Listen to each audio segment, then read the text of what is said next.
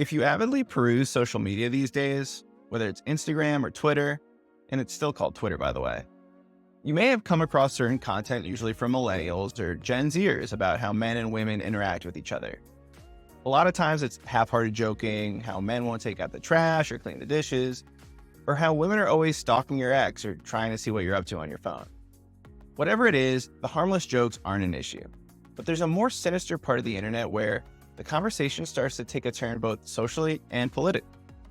When you get deep enough into the interwebs and stumble upon somewhat influential figures talking about how to treat a woman, how to make a woman like you or talk to you, or how women should act or behave, you have now stumbled upon the trad wife red pill pages and deep conservative thought on how women should be valued and treated in society, which is where things take a huge turn for the worse. Now, that sentence I mentioned before, trad wife red pill pages, should sound like absolute gibberish to most normal people. But to the more active online folks and communities who know or are familiar with it, the term trad wife just means traditional wife, where the woman in a relationship reverts to traditional gender roles back to a time where women weren't really respected much outside of the house. So their duties are to bear children and support their husbands at home. Red pill is a term that is taken from the film The Matrix, where the main character in the movie has a choice between taking a blue pill and remaining content with their current life and knowledge of the world, or taking a red pill that will open them up to the unsettling truth of the world around them. Now, both of these terms are more prevalent online. You didn't really hear them used as much in the outside world. That seems to be kind of shifting a bit. Not to becoming mainstream per se, but enough where you're seeing certain behaviors in real life that go back to these terms. Even recently, CNN had an article about a trad wife woman who said that type of lifestyle was the reason for her divorce. In the article, it states that in the world of traditional wives, the husband has the authority when it comes to financial choices.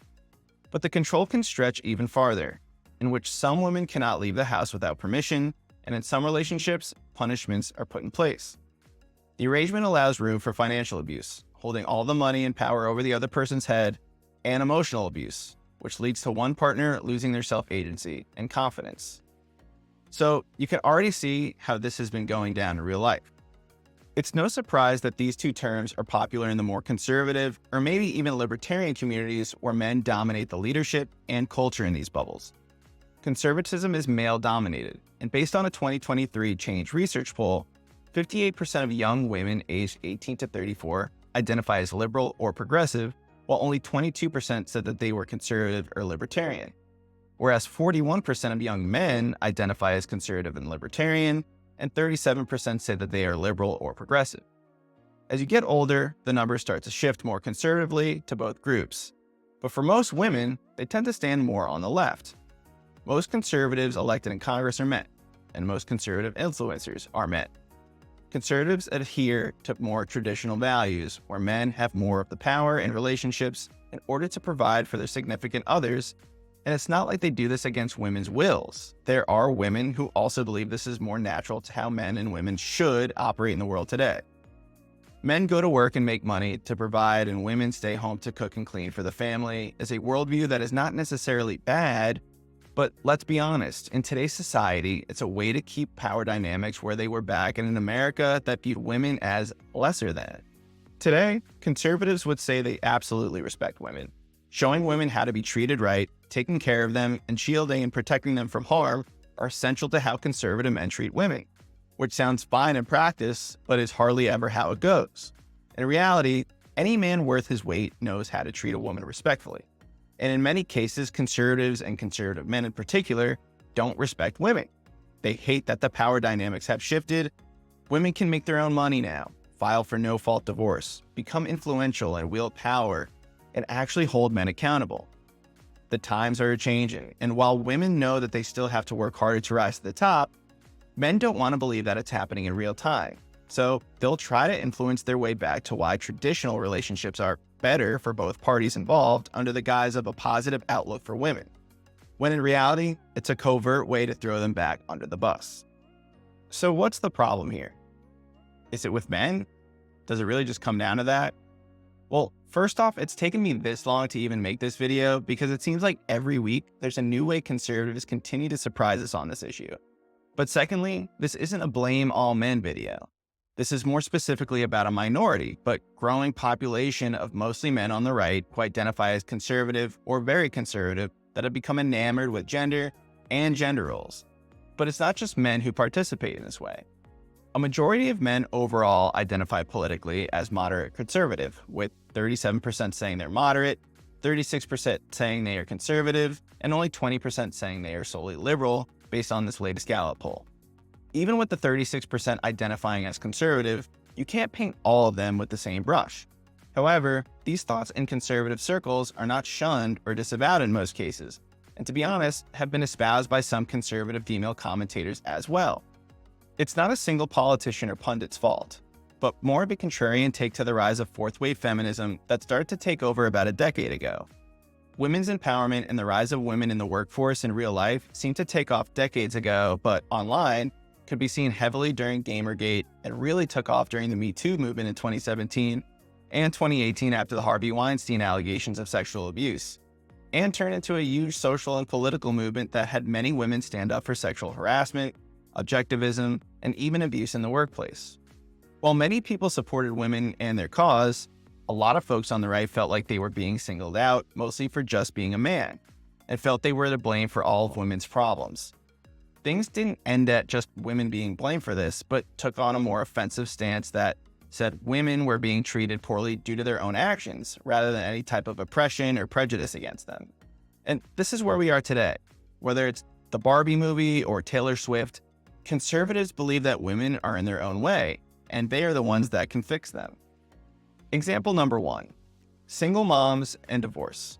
Based on the most recent election data and polls today, it's no surprise that more women are leaning liberal these days, especially single women, when a huge part of conservative ideology is that single women are the bane of the country's downfall. Single women with cats or purple hair. We basically told a great generation of young women, don't get married, don't have kids, go get a corporate job, and it's created mass political hysteria. And then in their early 30s, they get really upset because they say, the boys don't want to date me anymore because they're not at their prime. And people get mad when I say that. Well, it's just true. If you're in your early 30s, I'm sorry. It's like you're not as attractive in the dating pool as you were in the early 20s. But again, you have your corporate job and cats, so I thought Single women who have been divorced or, God forbid, have gotten an abortion. Single women who are more concerned about their career progression instead of bearing children. Or single women who just want to be single and go out to the club. They're the problem. The solution to this is for women to settle down, go to church, and find a man that can provide for them so they can stay home and raise the kids and be thankful they don't have to overexert themselves and save them from a cruel world that ironically doesn't want women to succeed. Now, women more than ever today are leaps and bounds ahead of where their moms and grandmothers were at home and in the workplace when it comes to opportunities. But there are still obstacles that exist, and these obstacles are the women's fault naturally. You see, the same opportunities that women have used to get ahead are actually why they can be treated poorly. Don't take it from me. Here's Jesse Waters from Fox News being mad at single women. Single women are voting for Democrats by 30 points. 37. 37 points. Yeah. This new generation is totally brainwashed because a lot of these single women are both 37 spreads for Democrats are teaching all of our younger generation in these schools, and they're polluting their minds, and then they grow up, and then they're in their 20s, and then they vote for leftists. Now, single women aren't only bad for being single, but they are now influencing your kids and causing the downfall of the country. It doesn't end there. If you're a woman in a bad relationship looking to divorce your husband over an unhappy marriage, well, you should stay instead and find God and figure it out with your church. Who knows? Do you think they should rather stay just because they? But swore, I think they should go to church and return to God. Like you're taking a very, very. These issues go away. Yeah, You're taking a very. Wait, hold on. Let's say if your partner is being really, really, really bad to you, and there's like so many things that he needs therapy, but he's not doing it.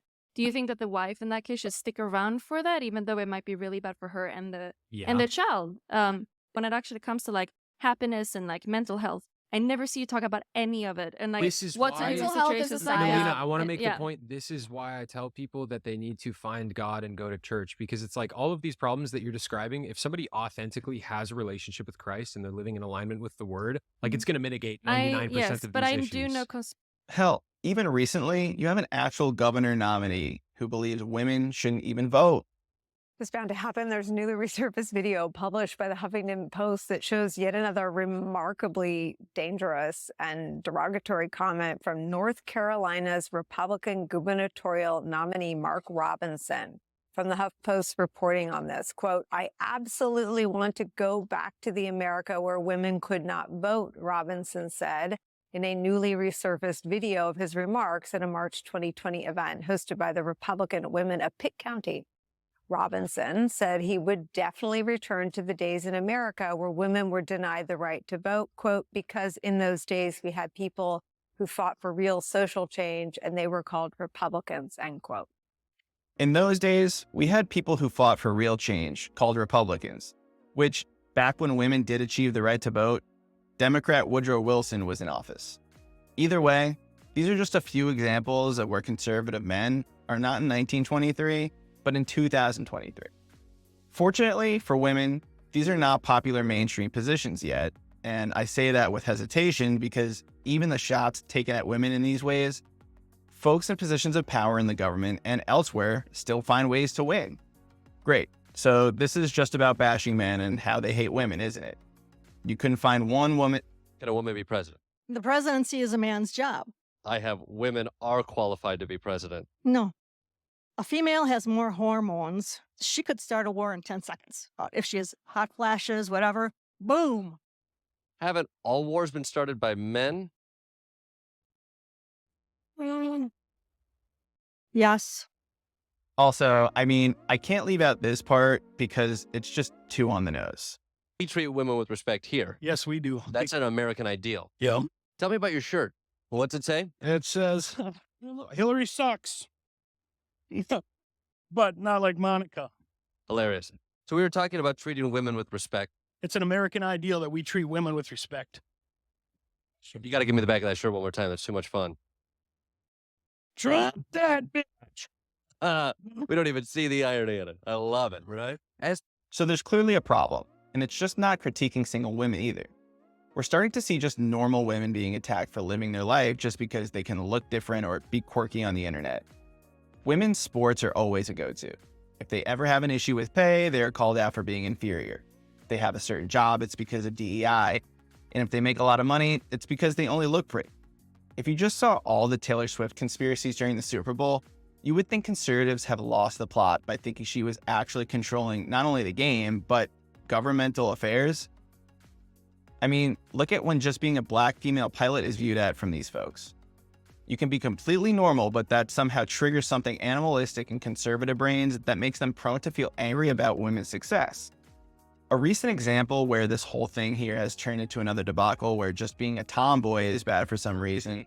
This woman is manly, and if you are a man who likes her, you are now gay apparently. Another similar trope is how women, but especially black women, must be men because they are muscular.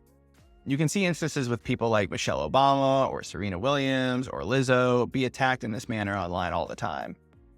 Even in a more recent conspiracy by conservative commentator Candace Owens, the president of France is actually married to a man because, I don't know, it just feels like she could be one.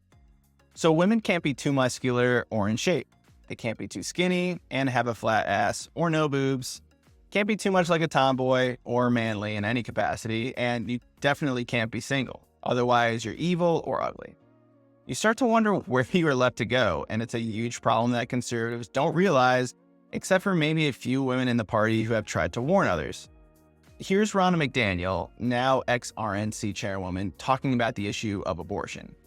Now, I want to talk about this only because it's pivotal as we head into 2024 to understand what candidates should have done in 2022 to win. First, we cannot put our head in the sands and ignore abortion and the Dobbs decision. Many of our candidates chose to ignore this issue and not talk about it. And the RNC was a leading issue, urging candidates to talk about this issue head on. Go figure. I'm a suburban mom. I might have some opinions on this issue. I authored a memo in the summer of 2022 highlighting how we win on this issue when voters are faced with a decision between a Republican that supports exceptions and reasonable limitations when a baby feels pain and a Democrat who supports no exceptions, no limits, not even when a baby feels pain. Too many candidates, and specifically their consultants, scoffed at this advice and ended up paying the price on election day. In 2022, candidates mattered. So not only is it rare for a woman to be in charge of any position within the Republican Party, but even when they are, the men don't even listen to them. Even beyond an issue like abortion, men will attack successful women like Taylor Swift, who we saw was labeled a liberal operative, or attack victims of sexual assaults if they are liberal, and even hate on women in certain professions just because they're assuming they got the job because they're a woman.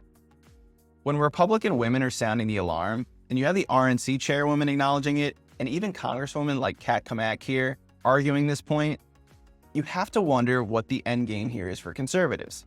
Do they have to constantly lose to understand that women aren't going away? Or will they be able to dupe women to join them in their Handmaid's Tale, where women must look a certain way, dress a certain way, and act a certain way? Well, if the men are running the show, we have our answer. What I could tell you is, like, for every Karen we lose, there's a Julio and a Jamal ready to sign up for the MAGA movement. And for all the women who think they have a place on the conservative side, I wish you luck. And Welcome to the fucking show.